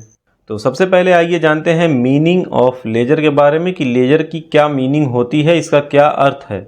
यहाँ लिखा हुआ है business transactions are first entered in journal और subsidiary books. The next step is to transfer the entries to respective accounts in ledger. In other words, all entries recorded in journal or subsidiary books are classified, and in order to ascertain the position of a particular account, all transactions relating to that particular account are collected at one place in the ledger. तो दोस्तों, जैसा कि हम जानते हैं कि accounting करते वक्त हम अलग अलग स्टेप्स को फॉलो करते हैं। फर्स्ट स्टेप में हम बिजनेस के सारे ट्रांजैक्शंस की सबसे पहले हम एंट्री करते हैं, यानी जर्नल एंट्री करते हैं, उसे जर्नल में रिकॉर्ड करते हैं। या फिर हम अलग अलग सब्सिडरी बुक्स बनाते हैं। सब्सिडरी बुक्स में अलग अलग बुक्स आती हैं, जैसे purchase book, sales book, purchase return book, sales return book. इसी तरह की और भी बुक्स होती हैं जो हम प्रिपेयर करते हैं। और फिर उसके बाद हमारा जो नेक्स्ट स्टेप होता है, उन सारी एंट्रीज को ट्रांसफ़र करना, किसमें? अलग अलग लेजर अकाउंट में। तो इसका मतलब यह हुआ कि हम एक लेजर अकाउंट नहीं बनाते, एक ही नेचर के जितने ट्रांजैक्शंस होते हैं उन सब का हम अलग अलग लेजर अकाउंट बनाते हैं। तो इस तरह जो भी एंट्रीज जर्नल या सब्सिडरी बुक्स में रिकॉर्ड की गई हैं, उनको आगे हम क्लासीफाई करते हैं, किसमें? लेजर में, ताकि एक पर्टिकुलर अकाउंट की क्या पोजीशन है उसके बारे में पता लग सके। तो इस तरह बिजनेस के सारे ट्रांजैक्शन जो किसी पर्टिकुलर अकाउंट को रिलेट करते हैं, उन्हें एक जगह पर उनका लेजर अकाउंट बनाकर कलेक्ट किया जाता है। इसमें जैसे परचेज अकाउंट बनाते हैं, सेल्स का अकाउंट बनाते हैं, डेटर्स का, क्रेडिटर्स का, और भी जो एक्सपेंसेस हो रहे हैं उन एक्सपेंसेस का अलग अलग लेजर अकाउंट बनाते हैं, जिससे उनके बैलेंसेस को जानने में हमें हेल्प मिलती है। अब अकाउंट में चाहे वह पर्सनल अकाउंट हो, रियल अकाउंट हो या नॉमिनल अकाउंट हो, सभी का हम लेजर अकाउंट बनाते हैं। अब आइए आगे लेजर की एक डेफिनीशन देखते हैं। डेफिनीशन ऑफ लेजर, यहाँ पर एक डेफिनीशन है according to L.C. Cropper, the book which contains a classified and permanent record of all the business transactions is called the ledger. जिस बुक में किसी बिजनेस के सभी लेन देनों का वर्गीकृत और अस्थायी रिकॉर्ड रखा जाता है या होता है, उसे ही हम लेजर कहते हैं। यानी इस लेजर में हर एक अकाउंट का एक सिस्टमेटिक तरीके से लेजर अकाउंट बना हुआ होता है। इस लेजर को हम प्रिंसिपल बुक या बुक ऑफ फाइनल एंट्री भी कहते हैं, क्योंकि ट्रांजैक्शंस को जर्नल या सब्सिडरी बुक्स में रिकॉर्ड करने के बाद फाइनली उसे लेजर में पोस्ट कर दिया जाता है। तो इस तरह यह लेजर बहुत ही यूज़फुल बुक है, जो किसी भी इंटरप्राइज के लिए बहुत ज़रूरी है। अब आगे जानते हैं प्रोफार्मा ऑफ लेजर। लेजर का प्रोफार्मा कैसा होता है या फॉर्मेट कैसा होता है, इसे फॉर्मेट ऑफ लेजर भी कह सकते हैं। Each ledger account is divided into 2 equal parts. The left hand side is known as the debit side and the right hand side as the credit side. Ledger account जो होता है वो 2 equal part में divide होता है, बटा होता है, जिसमें जो उसकी लेफ्ट साइड होती है, जो बाईं साइड होती है, उसे हम डेबिट साइड कहते हैं, और जो राइट हैंड साइड होती है, जो दाईं तरफ की जो साइड होती है, उसे क्रेडिट साइड कहते हैं। As an account is in T shape, यह अकाउंट टी शेप में होता है। Therefore sometimes it is called T account. यह जो लेजर अकाउंट होता है यह टी शेप में होता है, इसलिए कभी कभी इसे हम टी अकाउंट के नाम से भी जानते हैं। दोस्तों, लेजर अकाउंट का फॉर्मेट यहाँ बना हुआ है, जैसा कि आप इसे देख सकते हैं। यह जो लेजर अकाउंट होता है यह टी शेप में होता है। जो भी हम अकाउंट बना रहे हैं, सबसे पहले उस लेजर अकाउंट का नाम यहाँ ऊपर लिखते हैं। इस लेजर अकाउंट की लेफ्ट साइड में 4 कॉलम्स होते हैं, उसी तरह इसकी राइट साइड में भी 4 कॉलम्स होते हैं। या लेफ्ट साइड इसकी डेबिट साइड होती है और राइट साइड इसकी क्रेडिट साइड होती है। तो लेफ्ट साइड के जो 4 कॉलम्स होते हैं उसमें सबसे पहला कॉलम होता है डेट का, दूसरा पर्टिकुलर्स, तीसरा JF और चौथा अमाउंट का। इसी तरह सेम कॉलम्स हमारे यहाँ क्रेडिट साइड के भी होते हैं, पहला डेट, दूसरा पर्टिकुलर्स का, तीसरा JF और अमाउंट। अभी जो मैं आपको बताया हूँ वह यहाँ लिखा हुआ है as shown above. There are 4 columns on each side of an account. Ledger account के दोनों साइड 4-4 कॉलम्स होते हैं। अब इन कॉलम्स के बारे में थोड़ा सा जान लेते हैं। तो सबसे पहला कॉलम है हमारा डेट का। The date of the transaction is recorded in this column. तो इसके बारे में आप जानते ही हैं कि जिस डेट में ट्रांजेक्शन हुए हैं, लेन देन हुए हैं, वह डेट इस डेट के कॉलम में रिकॉर्ड की जाती है। दूसरा कॉलम है पर्टिकुलर्स का। Each transaction affects 2 accounts. The name of the other account which is affected by the transaction is written in this column. दोस्तों, जैसा कि आप जानते हैं कि डबल एंट्री सिस्टम के रूल्स के अकॉर्डिंग जो भी ट्रांजैक्शन होता है यानी हर एक ट्रांजैक्शन दो अकाउंट को अफेक्ट करता है, जिसमें हम एक को डेबिट करते हैं और दूसरे को क्रेडिट। तो जिस अकाउंट का हम लेजर बना रहे हैं उसका नाम हम इस लेजर में नहीं लिखते हैं, उसका जो दूसरा अकाउंट है, जो अदर अकाउंट है जो अफेक्ट हुआ है, उसका नाम हम इस पर्टिकुलर्स के कॉलम में लिखते हैं। आगे जब हम जर्नल से लेजर में पोस्टिंग करेंगे तब आप इसे और अच्छे से समझ पाएंगे। लेजर का तीसरा कॉलम होता है जर्नल फोलियो, और इसे हम JF भी कहते हैं। In this column the page number of the journal और subsidiary books from which that particular entry is transferred is entered.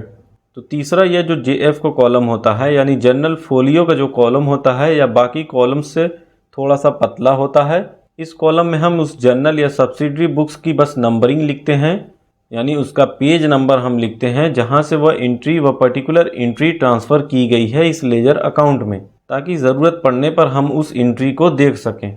तो JF का कॉलम ये जो होता है यह बस पेज नंबर लिखने के लिए ही होता है। लेजर अकाउंट का फोर्थ कॉलम जो होता है वह होता है अमाउंट का। The amount pertaining to this account is entered in this column. अब जिस अकाउंट की हम पोस्टिंग लेजर में करते हैं उसकी जो अमाउंट होती है वह अमाउंट हम इस अमाउंट के कॉलम में लिखते हैं। तो इसी तरह दोस्तों यह लेजर अकाउंट में दोनों साइड ये चार चार कॉलम्स होते हैं और इन कॉलम का यही यूज़ होता है, उसमें यही सारी चीज़ें लिखी जाती हैं। तो आइए दोस्तों यहाँ पर एक एग्जांपल देखते हैं। एक हमारा यह ट्रांजैक्शन है, इसकी जर्नल एंट्री कर हम इसकी पोस्टिंग लेजर में करते हैं। On 1 April 2022 sold goods for cash ₹20,000, pass journal entry and post it into ledger. 1 अप्रैल 2022 को कैश में 20,000 रुपये की गुड्स सेल की गई है, बेची गई है। इसकी हम पहले जर्नल एंट्री करेंगे, यानी जर्नल एंट्री यहाँ पर की गई है, इसको हम समझेंगे कि किस तरीके से यह जर्नल एंट्री की गई है। फिर इसका हम अलग अलग लेजर अकाउंट बनाएंगे। तो अब यहाँ पर जो गुड्स सेल की गई है वह कैश में की गई है। तो डबल एंट्री सिस्टम के रूल्स के अकॉर्डिंग एक ट्रांजैक्शन दो अकाउंट को अफेक्ट करता है, जिसमें एक अकाउंट को हम डेबिट करते हैं, दूसरे को क्रेडिट। तो यहाँ पर हम उन दो अकाउंट को पहले चूज करेंगे। तो यहाँ पर कौन से दो अकाउंट अफेक्ट हो रहे हैं, एक पहला सोल्ड यानी सेल्स अकाउंट और दूसरा यह कैश यानी कैश अकाउंट। अब यह कैश अकाउंट रियल अकाउंट होता है। रियल अकाउंट का रूल है debit what comes in, credit what goes out. जो बिजनेस में आए उसे डेबिट करें और जो बिजनेस से जाए उसे क्रेडिट। तो जब गुड्स हम सेल कर रहे हैं तो कैश हमारा बिजनेस में आ रहा है, तो इसलिए कैश अकाउंट को हम डेबिट करेंगे। अब जो दूसरा अकाउंट बच जाएगा उसे क्रेडिट करेंगे। तो यह हमारी जर्नल एंट्री है। जर्नल एंट्री में यह डेट को कॉलम होता है जहां हम ट्रांजैक्शन की डेट लिखते हैं 2022 अप्रैल 1, और यह पर्टिकुलर्स का कॉलम होता है जिसमें हम अपनी एंट्री करते हैं। कैश अकाउंट डेबिट या डेबिट अमाउंट का कॉलम है तो इसमें 20,000 रुपये डेबिट कर देंगे। अब सेल्स अकाउंट हमारा क्रेडिट होगा तो यहाँ पर सेल्स अकाउंट लिख देंगे टू सेल्स अकाउंट और 20,000 रुपये या क्रेडिट के अमाउंट के कॉलम में लिख देंगे। अब इसके बाद यहाँ नरेशन हो जाएगी कैश सेल्स। तो यह हमारी एक एंट्री हो गई है। तो इसी तरह बिजनेस के जो भी ट्रांजैक्शन है वो जिस डेट में होते हैं उसी डेट में हम उनकी जर्नल एंट्री कर लेते हैं और फिर इसके बाद इसकी पोस्टिंग हम लेजर अकाउंट में करते हैं। तो यहाँ पर हमारे दो लेजर अकाउंट बनेंगे, एक कैश अकाउंट और दूसरा सेल्स अकाउंट। तो ये हमारा कैश अकाउंट है यानी कैश का लेजर है। तो एक बात का ध्यान रखिएगा कि जिस अकाउंट का हम लेजर बनाएंगे उसका नाम हम उसके अकाउंट में नहीं लिखते हैं, उसमें पोस्टिंग करते वक्त उसका नाम हम नहीं लिखते हैं। अब ये जैसे लेजर है हमारा कैश अकाउंट का, तो जर्नल एंट्री में जो हमारा कैश अकाउंट डेबिट है तो इसकी पोस्टिंग हम डेबिट साइड ही करेंगे, पर कैश अकाउंट ना लिखकर इसका जो अपोजिट अकाउंट है यानी यह सेल्स अकाउंट, इसको हम इसमें लिखेंगे। तो ये हमारा जो कैश अकाउंट है यह लेफ्ट साइड इसकी डेबिट की साइड है, तो इसके डेट में हम लिख देंगे 2022 अप्रैल 1। पर्टिकुलर्स में हमारा हो जाएगा सेल्स अकाउंट। डेबिट साइड हम अकाउंट का नाम लिखने से पहले टू का यूज़ करते हैं और क्रेडिट साइड हम अकाउंट का नाम लिखने से पहले बाई का इस्तेमाल करते हैं। तो यहाँ टू सेल्स अकाउंट या 20,000 रुपये हम अमाउंट में लिख देंगे। अब इसी तरीके से जर्नल एंट्री में जितने भी कैश से रिलेटेड जो अकाउंट होते हैं उन सभी की पोस्टिंग हम यहाँ लेजर में करते हैं।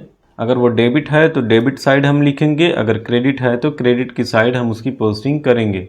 अब दूसरा लेजर अकाउंट जो हमारा बनेगा वो बनेगा सेल्स का यानी सेल्स अकाउंट। तो यहाँ भी फॉर्मेट सेम ही रहेगा। तो जर्नल एंट्री में सेल्स अकाउंट हमारा क्रेडिट है तो जब सेल्स अकाउंट का जो लेजर हम बनाएंगे तो इसमें क्रेडिट साइड पोस्टिंग करेंगे, पर उस सेल्स अकाउंट का नाम ना लिखकर उसकी अपोजिट एंट्री को हम यहाँ पर लिखेंगे। डेट के कॉलम में डेट 2022 अप्रैल 1, यह लेजर अकाउंट की क्रेडिट साइड है, तो यहाँ पर हम बाई का इस्तेमाल करेंगे। बाई कैश अकाउंट, यहाँ अमाउंट में हम 20,000 रुपये लिख देंगे। इसी तरीके से और भी जितनी भी सेल्स होंगी, चाहे वो कैश में हो क्रेडिट में हो, उन सभी की पोस्टिंग हम यहाँ पर लिखते हैं, या तो डेबिट साइड या क्रेडिट साइड। इस तरह सारी पोस्टिंग करने के बाद, यानी सारी एंट्रीज़ को जनरल से यहाँ पर ट्रांसफ़र करने के बाद इस लेजर अकाउंट का हम बैलेंस निकालते हैं, यानी इसकी बैलेंसिंग करते हैं। तो सबसे पहले हम ट्रायल बैलेंस की मीनिंग जानते हैं। मीनिंग ऑफ ट्रायल बैलेंस यहाँ पर लिखा हुआ है, all the businessman after completion of postings from journal और subsidiary books to the ledger want to verify accuracy of the posting.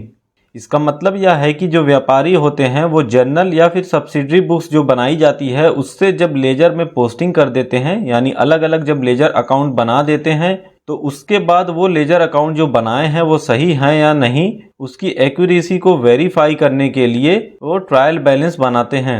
For this purpose a statement is prepared where in the balances of all the accounts in the ledger are incorporated. The statement so prepared is called trial balance. तो इस उद्देश्य से, इस accuracy को पता लगाने के लिए, उसे वेरीफाई करने के लिए एक स्टेटमेंट बनाया जाता है, जहां पर उस लेजर अकाउंट के सारे बैलेंसेस को लिखा जाता है। अब उस लेजर अकाउंट का चाहे डेबिट बैलेंस आया हुआ हो या फिर क्रेडिट बैलेंस आया हुआ हो, उन बैलेंसेस को इस ट्रायल बैलेंस में लिखा जाता है। तो इसलिए यह जो स्टेटमेंट प्रिपेयर किया जाता है, जो स्टेटमेंट बनाया जाता है, इसे ही हम ट्रायल बैलेंस कहते हैं। अब इसी में आगे लिखा हुआ है, accounts showing debit balances are put on the debit side of the trial balance and the accounts showing credit balances are put on its credit side. If the total of the debit side of the trial balance is equal to that of its credit side, it is presumed that the posting to the ledger is accurate. तो दोस्तों अभी हम trial balance के format के बारे में भी जानेंगे कि यह किस तरह का होता है। तो ट्रायल बैलेंस जो होता है इसमें एक पर्टिकुलर का कॉलम होता है और दूसरा डेबिट और एक क्रेडिट का कॉलम होता है।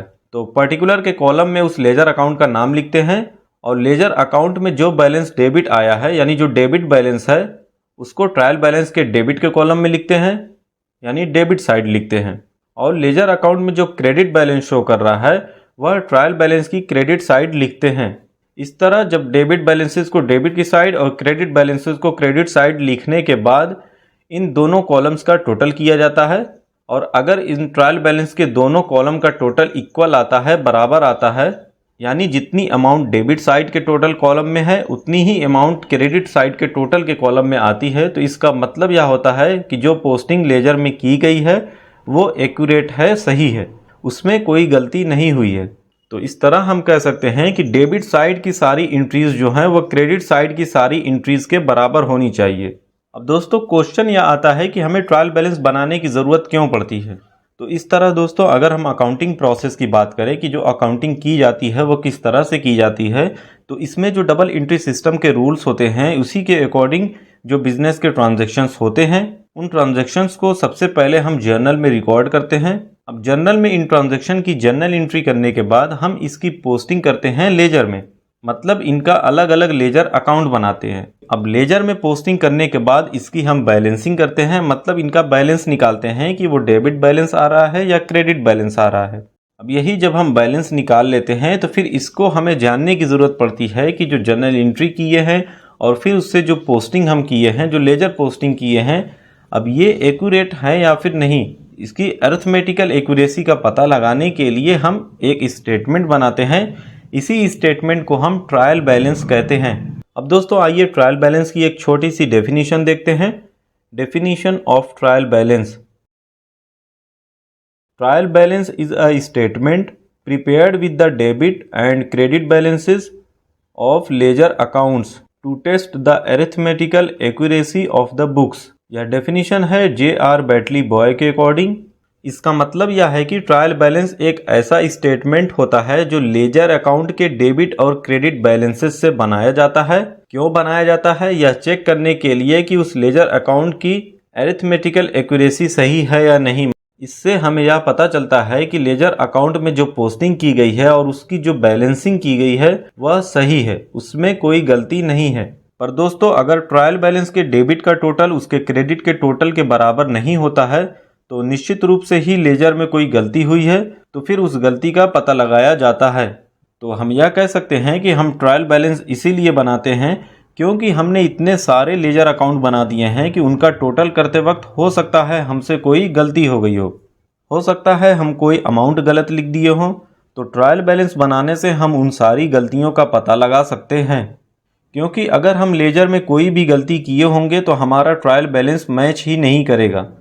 तो इस तरह यह ट्रायल बैलेंस कब बनाया जाता है?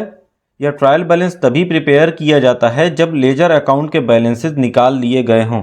तो दोस्तों, अब आपको ट्रायल बैलेंस की एक बेसिक नॉलेज हो गई है। अब आइए इसका फॉर्मेट देखकर इसको अच्छे से समझते हैं। तो यहाँ ट्रायल बैलेंस का एक फॉर्मेट बना हुआ है। तो इस ट्रायल बैलेंस में हमारे 4 कॉलम्स होते हैं, जिसमें पहला कॉलम है नेम ऑफ अकाउंट्स। यहाँ पर उन लेजर अकाउंट्स का नाम लिखते हैं जिनकी पोस्टिंग या बैलेंसिंग हम कर चुके हैं। दूसरा कॉलम है एलएफ का, यानी लेजर फोलियो। यहाँ पर हम पेज नंबर लिखते हैं उस लेजर अकाउंट का जहाँ पर पोस्टिंग की गई है। और तीसरा और चौथा ये दोनों बैलेंस का कॉलम होता है जिसमें अमाउंट हम लिखते हैं। यह डेबिट बैलेंस के लिए और यह क्रेडिट बैलेंस के लिए। इसमें हम सारे डेबिट बैलेंसेस को लिखते हैं और इस क्रेडिट के कॉलम में हम लेजर अकाउंट के सारे क्रेडिट के बैलेंसेस को लिखते हैं।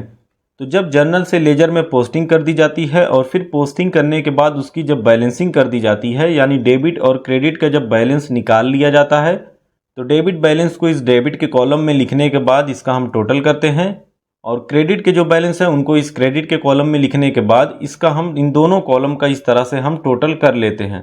और जैसा कि मैं अभी बता चुका हूं, अगर ये टोटल, ये दोनों डेबिट और क्रेडिट कॉलम के टोटल अगर इक्वल आते हैं, बराबर आते हैं, तो इसका मतलब है कि हमारे लेजर में कोई गलती नहीं हुई है, वो सही से प्रिपेयर किए गए हैं। तो यही ट्रायल बैलेंस का फॉर्मेट होता है। आगे की आने वाली वीडियोस में हम ट्रांजैक्शंस से जर्नल एंट्री करेंगे और फिर उसकी पोस्टिंग लेजर में करेंगे, उसका बैलेंस निकालेंगे और फिर उन बैलेंसेस को इस ट्रायल बैलेंस में किस तरह से लिखते हैं, इसको हम अच्छे से उसमें समझेंगे। अब दोस्तों, आइए यहाँ आगे जानते हैं फीचर्स और characteristics of a trial balance. Trial balance के क्या क्या फीचर्स होते हैं या इसकी विशेषताएं क्या हैं, इसके यहाँ पर कुछ पॉइंट्स लिखे हुए हैं, इनको हम एक एक करके समझते हैं। तो यहाँ सबसे पहला पॉइंट है, it is a list of balances of all ledger accounts and the cash book. यह ट्रायल बैलेंस सारे लेजर अकाउंट्स और कैश बुक के बैलेंसेज की एक लिस्ट है। मतलब लेजर अकाउंट्स में या कैश बुक में जो भी बैलेंसेज आए हुए होते हैं, उन्हीं बैलेंसेज को ही हम बस ट्रायल बैलेंस में लिखते हैं। तो इस तरह से उन बैलेंसेज की यह ट्रायल बैलेंस एक लिस्ट है। इसका दूसरा पॉइंट है, it is just a statement and not an account. Trial balance सिर्फ एक स्टेटमेंट है, ना कि कोई अकाउंट। मतलब अकाउंट वो होता है जो टी शेप में होता है, जिसमें एक साइड डेबिट की होती है, दूसरी साइड क्रेडिट की। डेबिट साइड हम डेट पर्टिकुलर अमाउंट लिखते हैं, उसी तरह क्रेडिट साइड भी डेट पर्टिकुलर अमाउंट लिखते हैं। इस तरह से उसका बैलेंसेस निकालते हैं, पर वह अकाउंट होता है। जबकि यह एक स्टेटमेंट है, इसमें बस हम एक पर्टिकुलर का कॉलम होता है और एक छोटा सा एलएफ का कॉलम। बाकी हमारे बैलेंस, 2 बैलेंसेस के कॉलम होते हैं, एक डेबिट बैलेंस के और एक क्रेडिट बैलेंस के। तो इस तरह से यह ट्रायल बैलेंस एक स्टेटमेंट है। इसका तीसरा पॉइंट है, it can be prepared at any time during the accounting period. इसका मतलब यह हुआ कि यह जो ट्रायल बैलेंस होता है या अकाउंटिंग पीरियड के दौरान, यानी अकाउंटिंग ईयर के दौरान किसी भी टाइम प्रिपेयर किया जा सकता है, बनाया जा सकता है। मतलब every monthly, every quarterly, every half yearly या ईयरली। तो जब चाहे हम फिक्स डेट पर इस ट्रायल बैलेंस को बना सकते हैं, पर ज़्यादातर यह अकाउंटिंग पीरियड के एंड में फाइनल अकाउंट बनाने से पहले प्रिपेयर किया जाता है। नेक्स्ट है, it is always prepared on a particular date and not for a particular period. यह ट्रायल बैलेंस एक पर्टिकुलर डेट पर ही प्रिपेयर किया जाता है, बनाया जाता है, ना कि किसी पर्टिकुलर पीरियड के लिए। जब ट्रायल बैलेंस बनाया जाता है तो उसमें वह पर्टिकुलर डेट मेंशन की जाती है कि इस डेट तक ट्रायल बैलेंस बनाया जा रहा है, इस डेट तक के सारे अकाउंट्स के बैलेंसेस यहाँ लिखे हुए हैं। नेक्स्ट है, it is prepared to check the arithmetical accuracy of the ledger accounts. यह जो ट्रायल बैलेंस होता है यह लेजर अकाउंट की अरिथमेटिकल एक्यूरेसी यानी गणितीय शुद्धता की जांच करने के लिए बनाया जाता है। उनकी एक्यूरेसी को वेरीफाई किया जाता है। तो इस तरह ये कुछ 5 पॉइंट्स थे हमारे ट्रायल बैलेंस के फीचर्स के बारे में, जो इसकी कैरेक्टरिस्टिक्स को बताते हैं, यानी इसकी विशेषता को बताते हैं। अब आइए आगे जानते हैं ऑब्जेक्टिव और नीड और functions of preparing trial balance. इस ट्रायल बैलेंस को प्रिपेयर करने के, इसे बनाने के क्या ऑब्जेक्टिव होते हैं, इसके उद्देश्य क्या हैं, इसकी ज़रूरत क्या है, यानी आवश्यकता क्यों पड़ती है, या इसके फंक्शंस क्या हैं, इसके काम क्या हैं। ये 3 तरह के क्वेश्चंस है जिसकी ये सेम पॉइंट्स होंगे जो यहाँ पर लिखे हुए हैं। ये 4 पॉइंट्स जो लिखे हुए हैं यही इसके आंसर हैं। इसमें सबसे पहला पॉइंट है to ascertain the arithmetical accuracy of the ledger accounts, मतलब जो लेजर अकाउंट बनाए गए हैं उनकी गणितीय शुद्धता की जांच करना, उनका पता लगाना। मतलब ट्रायल बैलेंस इस उद्देश्य से बनाया जाता है या इसकी आवश्यकता हमें इसलिए पड़ती है कि जो लेजर अकाउंट बनाए गए हैं, जो अलग अलग लेजर अकाउंट बनाए गए हैं, उनकी अरिथमेटिकल एक्यूरेसी का पता लगाया जा सके, उनकी गणितीय शुद्धता की जांच की जा सके कि उस लेजर अकाउंट में कहीं कोई गलती तो नहीं हुई है, उसकी बैलेंसिंग करते वक्त या उसको जोड़ते घटाते वक्त कोई गलती तो हमसे नहीं हो गई है। इसकी जांच करने के लिए यह ट्रायल बैलेंस बनाया जाता है। तो इसका दूसरा ऑब्जेक्टिव है to help in locating errors. Trial balance बनाने की हमें इसलिए भी ज़रूरत पड़ती है क्योंकि अगर कोई गलती हुई है तो उस गलती को इस ट्रायल बैलेंस की हेल्प से पता लगाया जा सकता है और उसे लोकेट किया जा सकता है। तो यह ट्रायल बैलेंस एरर्स का पता लगाने में, उसे लोकेट करने में हेल्प करता है। इसका तीसरा ऑब्जेक्टिव है या इसका तीसरा फंक्शन है to obtain a summary of the ledger accounts. इस ट्रायल बैलेंस की हेल्प से हमें सारे लेजर अकाउंट की एक जगह पर एक साथ हमें समरी मिल जाती है। क्योंकि अगर हम बहुत सारे लेजर अकाउंट बनाए हैं, अलग अलग लेजर अकाउंट बनाए हैं, जैसे परचेज का लेजर अकाउंट, सेल्स का, हमारे जो एक्सपेंसेस हैं, जो असेट्स हैं, हमारे डेटर्स जो हैं, क्रेडिटर्स हैं, इसी तरीके से हम बहुत सारे लेजर अकाउंट जब बनाए हैं और हमें उनका बैलेंस जानने की ज़रूरत पड़े तो हमें उन्हें जोड़ना घटाना होगा, उनकी बैलेंसिंग करनी होगी, सारी चीज़ें हमें ढूंढनी पड़ेंगी, देखनी पड़ेंगी। पर ट्रायल बैलेंस की हेल्प से उनके जो बैलेंसेस होते हैं वो एक जगह पर यहाँ पर लिखे हुए होते हैं, चाहे वो डेबिट बैलेंस हो या क्रेडिट बैलेंस हो। तो इस तरह जितने भी लेजर अकाउंट हैं उन सब की समरी, उन सब के बैलेंसेज इस ट्रायल बैलेंस में लिखे होते हैं। तो इससे हमें काफ़ी आसानी होती है। इसका नेक्स्ट और लास्ट पॉइंट है to help in the preparation of final accounts. अभी मैंने आपको यह बताया है कि ये जो ट्रायल बैलेंस बनाए जाते हैं या फाइनेंशियल ईयर के एंड में जो हम फाइनल अकाउंट बनाते हैं, उसको बनाने से पहले यह ट्रायल बैलेंस प्रिपेयर किया जाता है ताकि हम उनकी एक्यूरेसी का पता लगा सकें। तो इस तरह ट्रायल बैलेंस प्रिपेयर करने से फाइनल अकाउंट्स बनाने में काफ़ी आसानी होती है या काफ़ी हेल्पफुल होता है। ट्रायल बैलेंस के बाद ही trading account, profit and loss account और बैलेंस शीट बनाई जाती हैं। तो दोस्तों यही कुछ पॉइंट्स होते हैं जिनके लिए हमें ट्रायल बैलेंस बनाने की ज़रूरत पड़ती है। तो अब ये फाइनेंशियल स्टेटमेंट्स क्या होते हैं, इसकी मीनिंग क्या है, इसकी डेफिनेशन क्या है, इसे हम क्यों बनाते हैं, इसकी ज़रूरत क्यों पड़ती है, इन सारी चीज़ों के बारे में आइए समझते हैं। फाइनेंशियल स्टेटमेंट्स को हिंदी में हम वित्तीय विवरण कहते हैं। इसे हम इसलिए बनाते हैं कि बिजनेस में कितनी परचेज हुई है, कितनी सेल हुई है, इससे प्रॉफिट हुआ या लॉस हुआ, इसके बारे में हमें जानकारी मिलती है। इसके अलावा कितनी असेट्स हमारे बिजनेस में मौजूद हैं, कौन कौन सी लायबिलिटीज़ हैं जिनको हमें अभी पे करना है, और पूरे साल हमारे कितने खर्चे या एक्सपेंसेस हुए हैं। तो इन सारी चीज़ों की जानकारी हमें इस फाइनेंशियल स्टेटमेंट्स अर्थात वित्तीय विवरण से ही मिलती है। और एक साल खत्म होने पर यानी कि एक अकाउंटिंग पीरियड के एंड में हम इस फाइनेंशियल स्टेटमेंट्स को बनाते हैं। तो आइए अब इसे और अच्छे से डिटेल में समझते हैं। सबसे पहले जानते हैं meaning of financial statements. Financial statement का क्या अर्थ होता है, इसकी मीनिंग क्या है।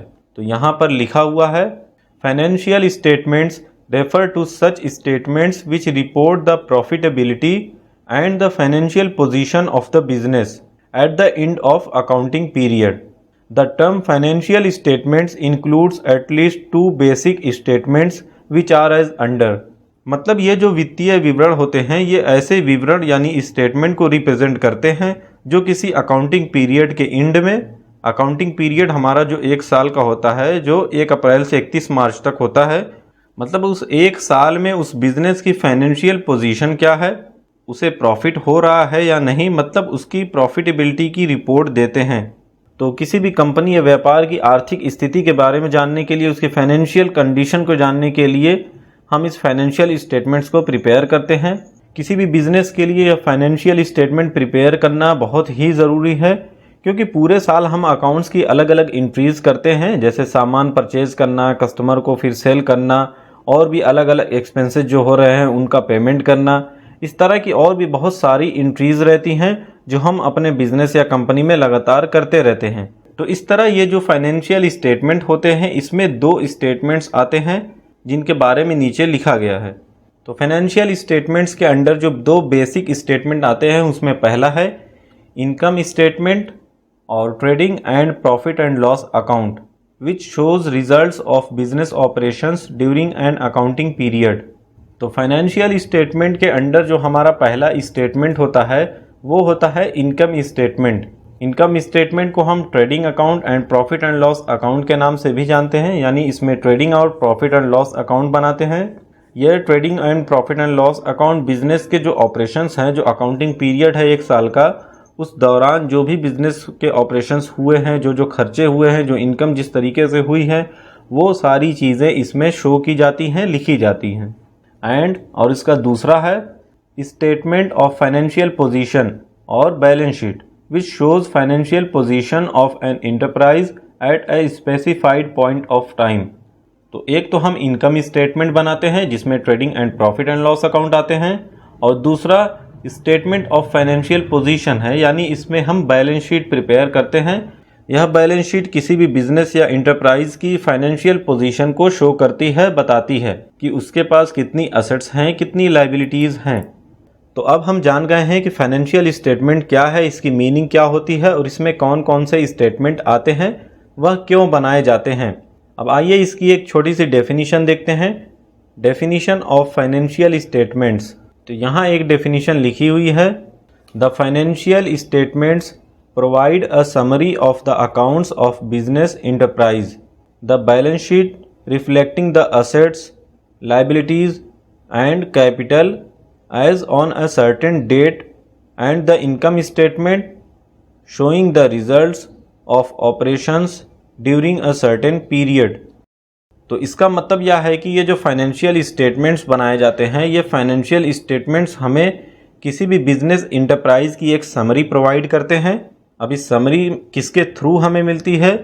अब इस फाइनेंशियल स्टेटमेंट के अंदर जो हम स्टेटमेंट बनाते हैं, जो बैलेंस शीट बनाते हैं, तो उस बैलेंस शीट में हम बिजनेस की असेट्स लिखते हैं, यानी उसकी कितनी संपत्ति है, उसकी लायबिलिटीज़ है क्या क्या है, उसके दायित्व कितने हैं, और उसकी कैपिटल कितनी है, उसकी पूंजी कितनी है।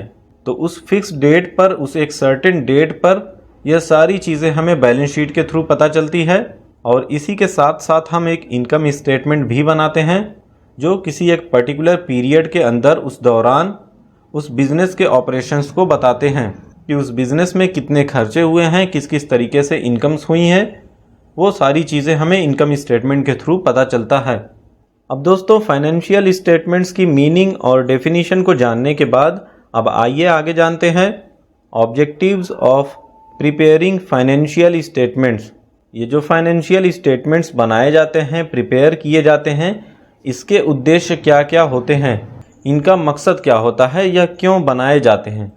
तो इसके ऑब्जेक्टिव में भी यही पॉइंट्स होंगे, यही स्टेटमेंट होंगे जो अभी हम समझे हैं।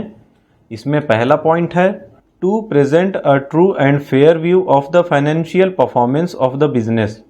किसी भी बिजनेस की फाइनेंशियल परफॉर्मेंस के बारे में सही और सच्चा व्यू प्रेजेंट करना, दिखाना। परफॉर्मेंस का मतलब है कि कोई बिजनेस किस तरीके से वर्क कर रहा है, तो इसकी परफॉर्मेंस के बारे में बताने के लिए या प्रॉफिट या लॉस के बारे में बताने के लिए trading account and profit and loss account बनाए जाते हैं। तो इस तरह इसमें किसी भी बिजनेस की सारी इनकम और उसके एक्सपेंस को बताया जाता है। इनकम से किसी भी व्यापार या कंपनी की कुल इनकम कितनी है, उस कंपनी में कितना सेल किया है, और उस कंपनी के पास इनकम के तौर पर क्या क्या सोर्सेज हैं, और एक्सपेंस से व्यापार या कंपनी के कुल खर्च कितने हैं, कितना सामान खरीदा है, और कंपनी किस चीज़ पर कितना खर्चा कर रही है। तो यह सारी चीज़ें बताई जाती हैं। तो अगर उस बिजनेस या व्यापार में इनकम कम है और खर्चा ज़्यादा है, तो इसका मतलब है वह व्यापार लॉस में है। तो जो स्टेटमेंट बनाएंगे उससे हम उस बिजनेस में होने वाले लॉस को देख सकते हैं। और अगर उस बिजनेस में एक्सपेंसेस कम है, खर्चे कम है और इनकम ज़्यादा है, तो इसका मतलब है कि वह उस बिजनेस में प्रॉफिट हो रहा है, लाभ हो रहा है। तो यहाँ पर लिखा हुआ है इसमें प्रॉफिट या लॉस का पता लगाया जाता है। और इसका दूसरा ऑब्जेक्टिव है to present a true and fair view of the financial position of the business. वित्तीय विवरण बनाने का जो दूसरा उद्देश्य होता है वह यह होता है कि बिजनेस की क्या पोजीशन है, वह कैसा वर्क कर रहा है, ग्रो कर रहा है या नहीं, बिजनेस की असेट्स कौन कौन सी हैं और कितनी हैं, उसकी लायबिलिटीज़ क्या हैं, इन सारी चीज़ों के बारे में जानकारी मिलती है।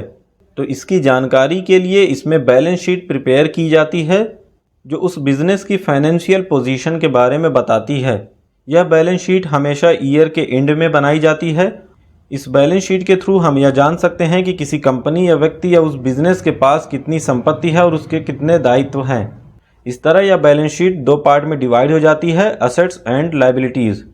असेट्स के अंडर उस बिज़नेस या उस कंपनी की सारी संपत्तियों को लिखा जाता है, जैसे capital, land, cash, building, furniture, goodwill, debtors, यह सारी चीज़ें आती हैं। और लायबिलिटीज़ के अंदर उस बिज़नेस या कंपनी के सारे दायित्व आते हैं जो उस व्यापारी को निभाने होते हैं, जैसे पेएबल, क्रेडिटर्स, बैंक ओवरड्राफ्ट, यह सारी चीज़ें आती हैं। इसको हम नेक्स्ट वीडियो में और अच्छे से समझेंगे। तो दोस्तों बस आज की वीडियो में इतना ही। उम्मीद करता हूँ आपको फाइनेंशियल स्टेटमेंट्स के बारे में समझ में आ गया होगा कि फाइनेंशियल स्टेटमेंट क्या होता है, ये कितने टाइप्स का होता है। फाइनेंशियल स्टेटमेंट दो टाइप के होते हैं। एक इनकम स्टेटमेंट बनाते हैं जिसमें हमारा ट्रेडिंग अकाउंट और प्रॉफिट एंड लॉस अकाउंट आता है, और दूसरा हम बनाते हैं स्टेटमेंट ऑफ फाइनेंशियल पोजीशन जिसमें बैलेंस शीट आती है। तो इस तरह इसके बनाने का ऑब्जेक्टिव होता है फाइनेंशियल परफॉर्मेंस और फाइनेंशियल पोजीशन का पता लगाना। तो चैनल से जुड़े रहें। सब्सक्राइब नहीं किए हैं तो सब्सक्राइब करके बेल आइकन को ज़रूर ऑन रखें। मिलते हैं नेक्स्ट वीडियो में। Thank you.